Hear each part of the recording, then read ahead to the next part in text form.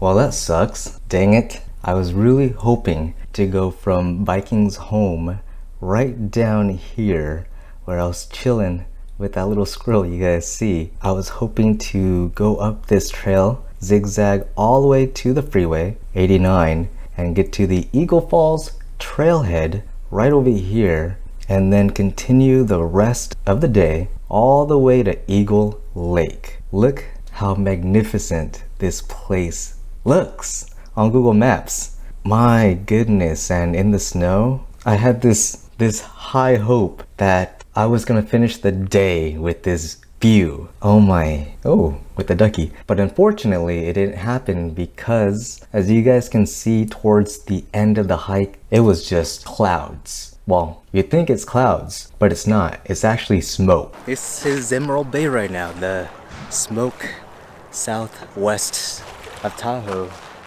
is coming in, and you can see specks of ash, and that's the direction the smoke is coming from, the fire. The smoke is coming from down this area, the Caldera fire, and I think the Tamarack fire as well. So you got these two fires that are blowing smoke towards South Lake Tahoe. And at the end, when I had gotten to the Vikings home area, I didn't even know if it was going to be worth going to Eagle Falls. I didn't know how the water situation was, so I asked somebody that was just right there at this visitor center, and they said, sorry, it's actually closed.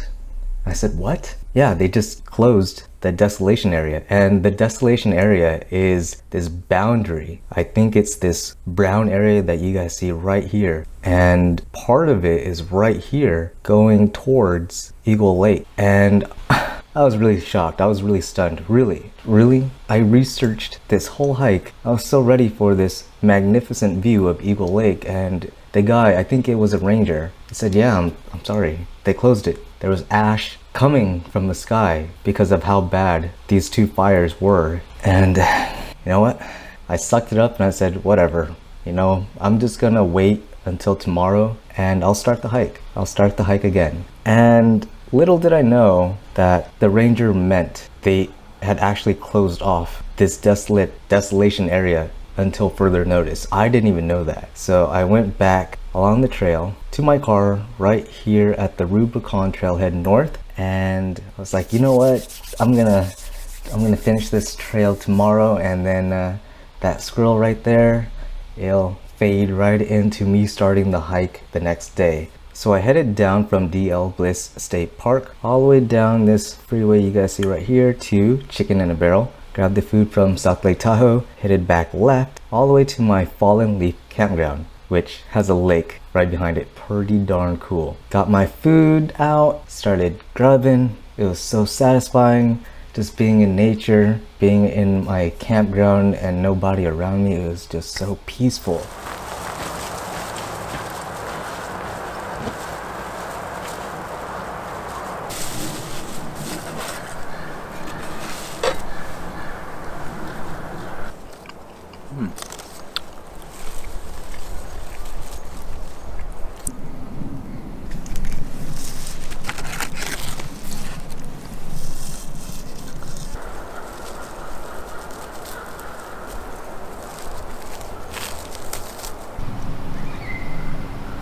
After I finished grubbing, I walked towards the back where there is this lake called Fallen Leaf Lake.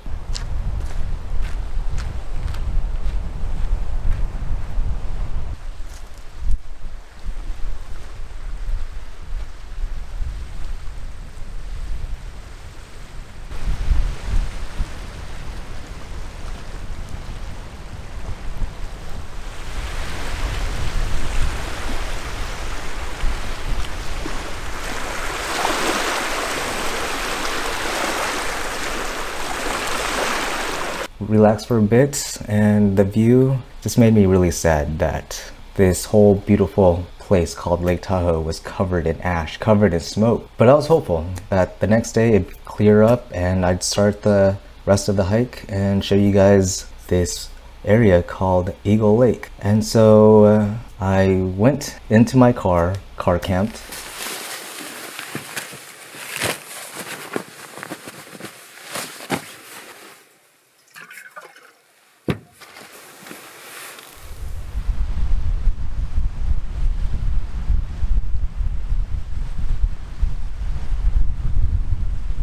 Slept pretty well, got up around 7 a.m. Super excited, super stoked. Packed my things, that was my last day at the campground. Drove up back onto the freeway, headed all the way to Desolation Wilderness. And right there is part of where Eagle Falls Trailhead starts. Parked in this parking lot, got my gear, super excited, walked up to the sign and I was like, okay, I gotta read some stuff. I need to see what's going on. What's the situation with the fire? Have they updated anything? Is there anything that's gonna tell me no? So I see this piece of paper, white, and I read it and I get bad news.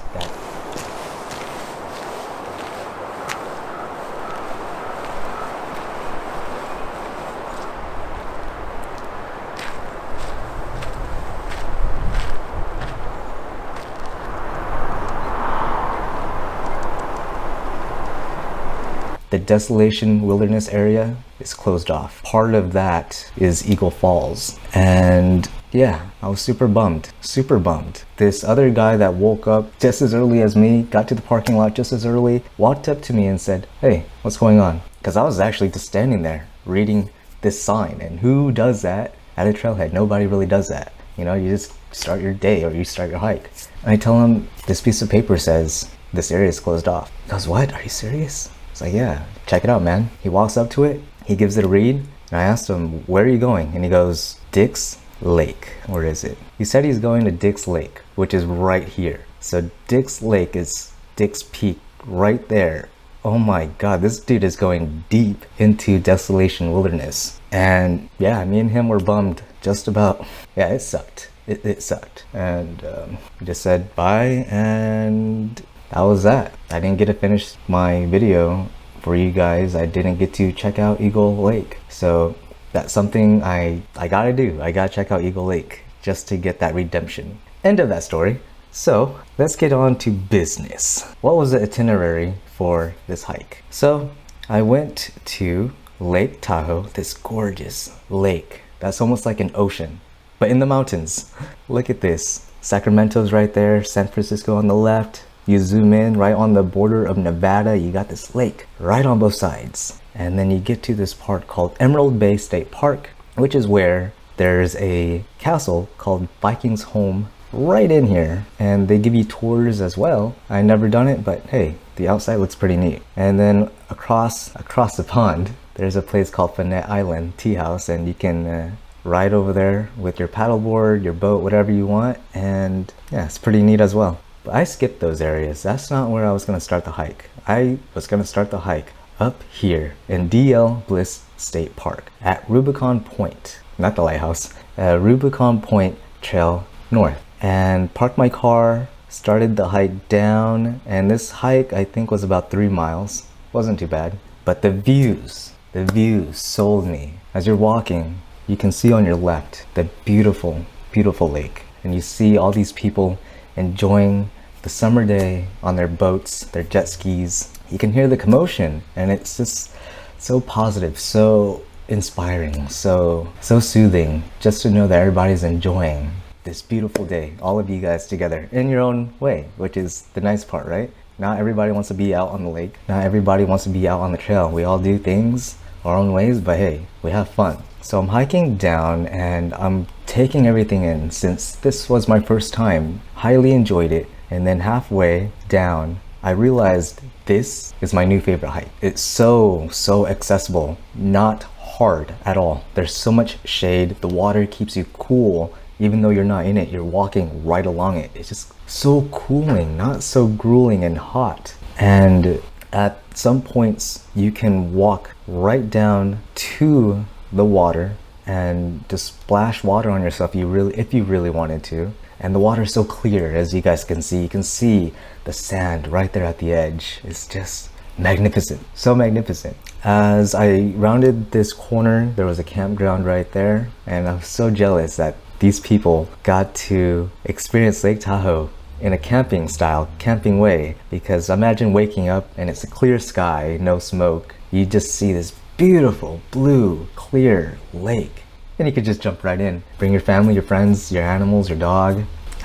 Just thinking about it just gets me so hyped up, so excited. And once I got closer right in this section, I started to see that everything was starting to smoke up. In the distance, you guys can see there's like a point, this mountain, and it's just foggy. You think it's clouds, but it's fog. Once I got to where everyone was hanging out, which was right here at Viking's home, or at the bottom of the Rubicon trailhead south, everyone was just relaxing in the smoke as there was little specks of ash falling from the sky. Unbeknownst to us that Lake Tahoe would be closing down pretty soon, and there would be an evacuation order because it was getting so bad. They actually had to close down Highway 50 right here that leads to Sacramento, and that's the way I take because it's the fastest way. The fire was getting so close to the freeway, they had to close it down for everyone's safety, which it just makes me sad knowing that people were not able to access Lake Tahoe and people's homes were in danger in this area. And of course, you got all the people that lost their homes in this area as well as this area. So it was all around bad for everyone in this spot. So I got to Viking's home, this area, and yeah, the rest is history. You guys know I talked to the ranger and he told me the bad news, and yeah, I almost forgot. I took a screenshot of the live webcam of Lake Tahoe during this time, and you can see how bad the weather was. Yellow, just nasty. Nastiness in the air. I hope you guys enjoyed this hike in Lake Tahoe of the Rubicon Trail, and if you did, please leave the video a like, 2 likes, and I'll see you guys again in another video of California. Peace.